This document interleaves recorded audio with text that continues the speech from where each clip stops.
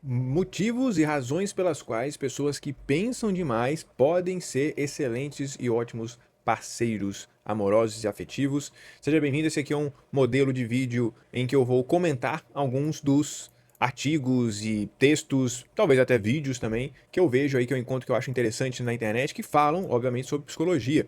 Eu me chamo Lucas Paganutti, sou psicólogo. Nesse vídeo aqui, então, nós vamos falar sobre esse artigo aqui da Forbes Brasil, né, no caso Forbes Saúde, e que ele fala sobre aí algumas razões, ele vai discorrer também sobre o comportamento de pensar demais, e aí eles vão trazer algumas justificativas aqui do porquê eles acreditam aqui, de acordo com esse autor, que as pessoas que pensam demais podem ser excelentes parceiros. Então vamos comentar sobre isso aqui, vamos ler junto e aí a gente vai comentando sobre esse artigo.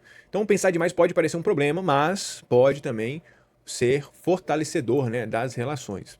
E aqui eles até citam a palavra ruminação, né? Ruminar é o ato de a gente ficar constantemente relembrando, pensando em algum acontecimento passado, a gente ficar ali martelando isso na nossa cabeça. O que é visto, inclusive, como uma coisa negativa, realmente, assim como eles falaram aqui, né? É algo que pode ser visto negativo, né? Porque pode trazer, isso é uma das características de pessoas depressivas, por exemplo. Elas ficam ali remoendo esses pensamentos, os acontecimentos do passado, aquilo que poderia ser diferente, não só com pessoas depressivas, mas também pessoas ansiosas. Então, eles começam aqui contando um caso, né? Então imagine que são 1 hora da manhã, seu parceiro ainda está acordado, revivendo em voz alta a discussão de 3 horas atrás, né? Não para vencê-la, mas simplesmente para entendê-la melhor. Bom, aqui ela já parte do pressuposto que a pessoa tem uma boa intenção, né? Ela não necessariamente está querendo vencer, não necessariamente tem a intenção de querer superar, né, você, no caso do seu parceiro, mas tem a intenção de querer compreender melhor. Então parte aí de um ponto importante. Às vezes essa ruminação, esse constante pensamento pode ser, às vezes, de querer estar certo.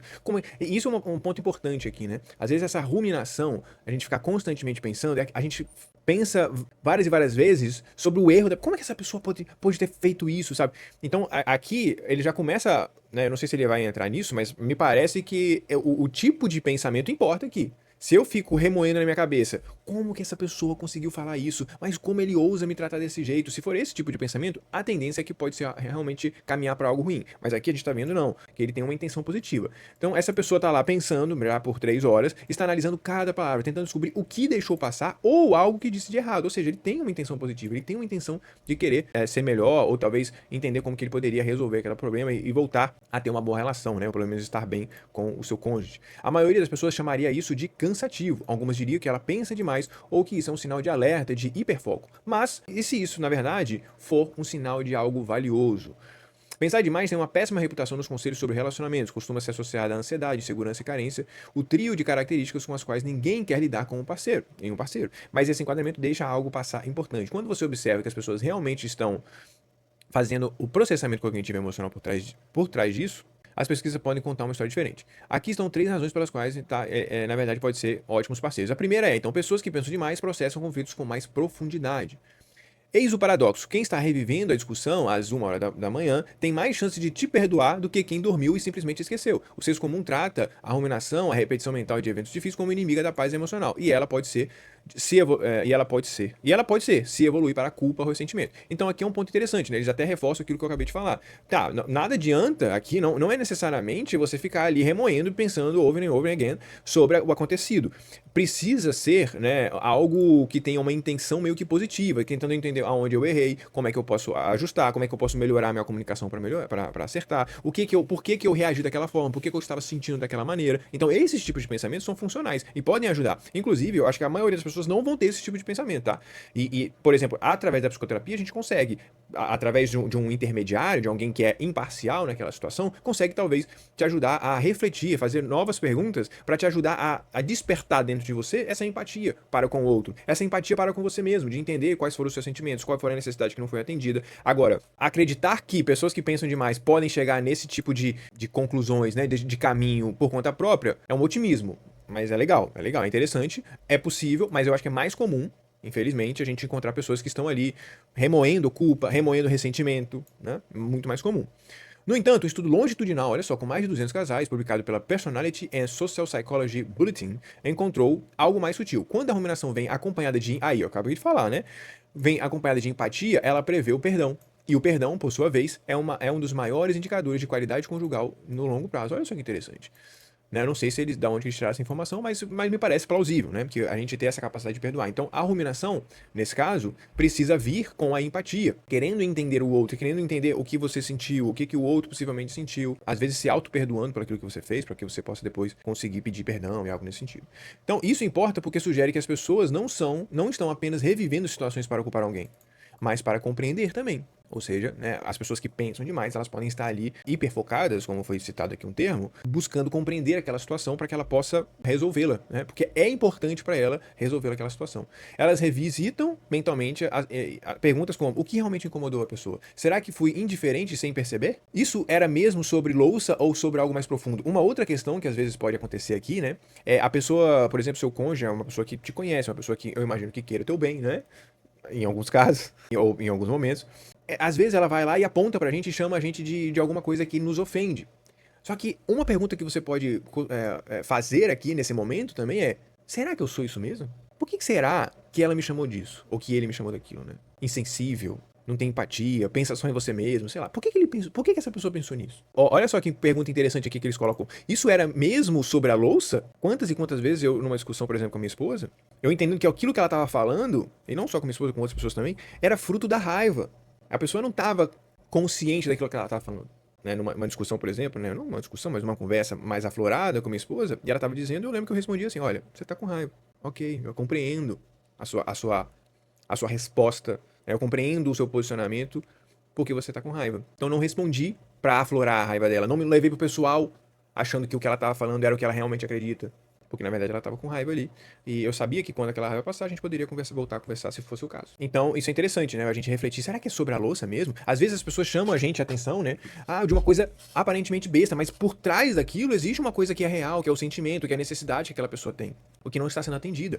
O Marshall Rosenberg, autor da Comunicação Não Violenta, eu gosto muito de citar essa frase dele, diz que por trás de toda violência existe uma necessidade. Na verdade, toda violência, toda forma de violência é uma medida desesperada de atender uma necessidade não atendida. Logo, se sua esposa, seu marido te trata com uma maneira de raiva, com uma maneira às vezes incompreensível, uma maneira ignorante, com você tentando te ofender, isso é uma medida desesperada de alguém que tem uma necessidade não atendida. Então, o que está por trás daquela coisa besta, entre aspas, da louça aqui nesse caso?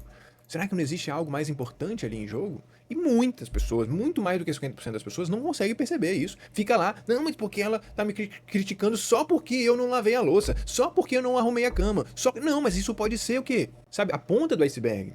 É importante a gente, né, entender mais a fundo. Eu acho interessante como que as pessoas às vezes não valorizam a psicoterapia e que isso, só de você fazer esse exercício em às vezes uma sessão, 2 sessões, você consegue mudar possivelmente uma história de relacionamento, uma vez que você consegue compreender aquilo que estava por trás daquela crítica que aconteceu, né?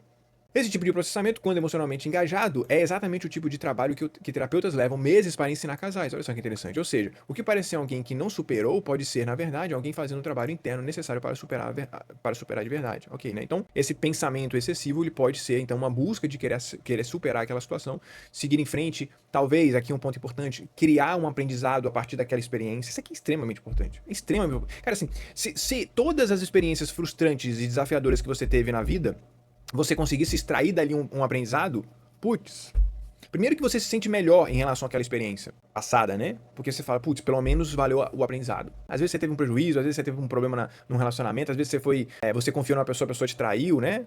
Não necessariamente conjugal, mas também pode ser conjugal. Mas se você extrair daquilo ali um aprendizado, pelo menos já valeu a pena aquela experiência. Né? Não necessariamente dá pra dizer que valeu a pena, mas pelo menos teve alguma coisa importante que você extraiu daquilo ali e que você pode utilizar pra frente pra não repetir outros problemas, ou pelo menos pra se precaver a problemas parecidos. A vida, o amadurecimento, o crescimento, ele vem de quando nós aprendemos com as nossas experiências e resolvemos determinado tipo de problemas, ou seja, problemas que... se você está tendo problemas repetidas vezes, que eles estão se repetindo, né, problemas iguais, parecidos, similares, você vai falar, putz, de novo essa coisa acontecendo na minha vida. Cara, tem alguma coisa errada, sabe o que é? Eu te explico, você não está aprendendo com os problemas, você não está aprendendo com os teus erros, você está jogando os seus erros para debaixo do tapete, está culpando as outras pessoas, não está tendo curiosidade, dedicando tempo, valorizando o aprendizado que pode ser extraído daquele tipo de experiência. E aí você vai, obviamente, repetir os mesmos erros, os mesmos padrões, não vai se antecipar, não vai se prever problemas, e aí, obviamente, o que vai acontecer? Esses problemas vão voltar a acontecer. E aí você não vai crescer, né? Então, eu gosto sempre de uma frase de minha autoria, pelo menos isso veio da minha cabeça, é que o processo de evolução natural de crescimento, eu tenho que formular essa frase melhor, é a gente ir para problemas maiores.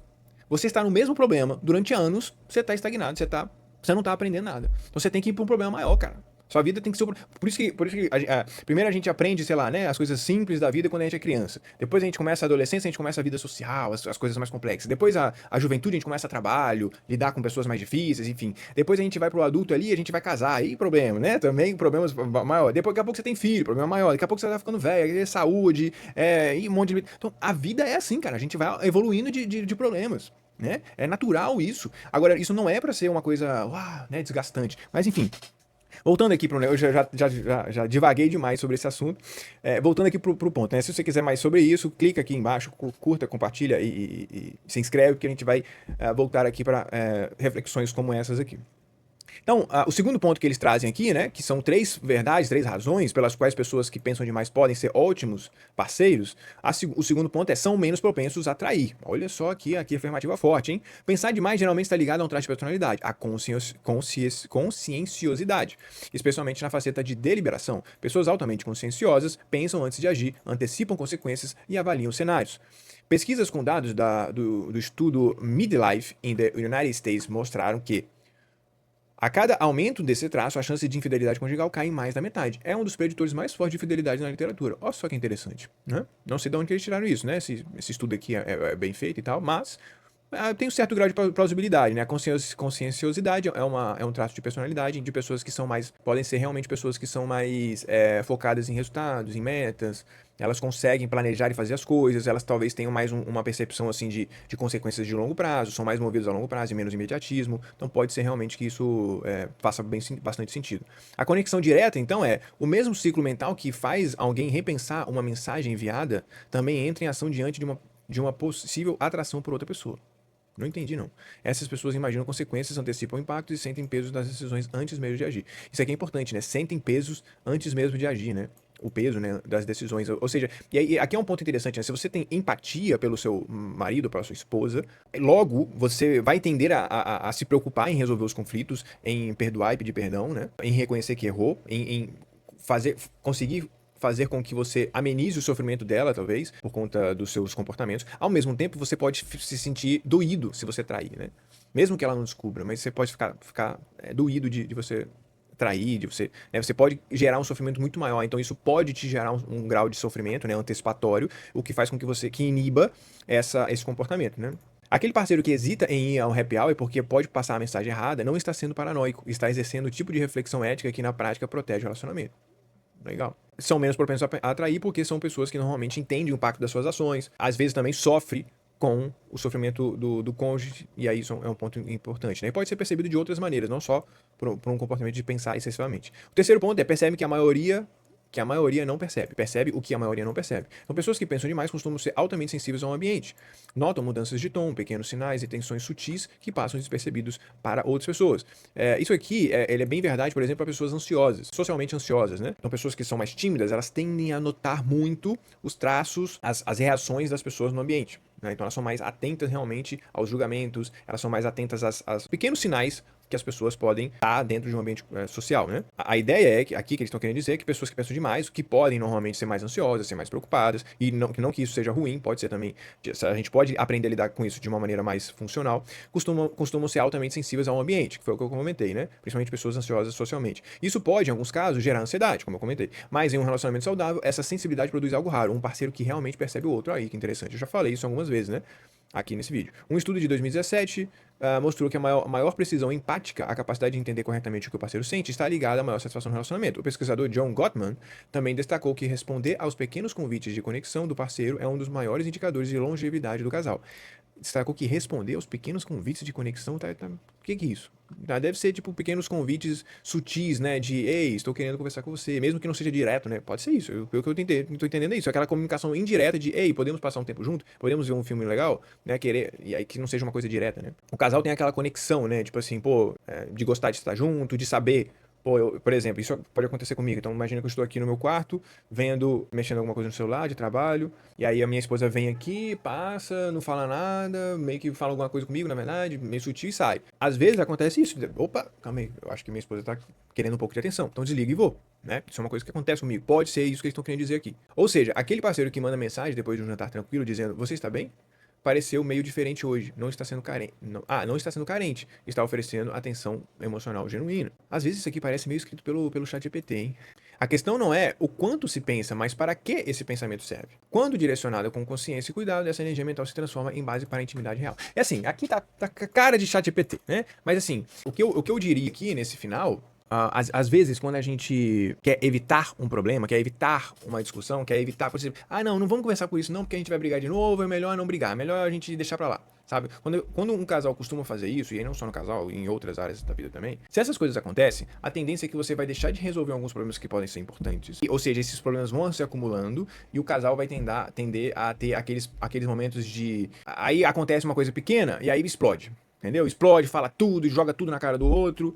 Isso pode acontecer. Problemas, como eu falei anteriormente, problemas que se repetem várias e várias vezes vão continuar se repetindo. Então, quando você evita esses tipos de, não confrontos, né, mas de resolução de problemas, a tendência é que os problemas continuem a acontecer. Então, é importante, não necessariamente que a gente pense de uma maneira buscando em resolver, buscando em compreender os dois lados, né? Inclusive, aí um ponto interessante, né? A terapia pode servir muito para isso, para a terapia de casal nesse sentido, essa intermediação, essa busca de compreender um ao outro, né, de compreender as necessidades por trás ali dos seus sofrimentos ou das suas, inclusive, violências, né, comportamentos mais agressivos, para que as coisas podem começar a se encaixar, fazer sentido e começar a pensar em maneiras de lidar melhor, né, de se relacionar melhor, a fim de melhorar o relacionamento e progredirem para problemas maiores, entendeu? Problemas sempre vão existir. A questão é, os mesmos problemas tá errado, pô. Vocês não estão aprendendo com os erros, não tá aprendendo com a vida. E aí vai viver uma vida meio frustrada, beleza?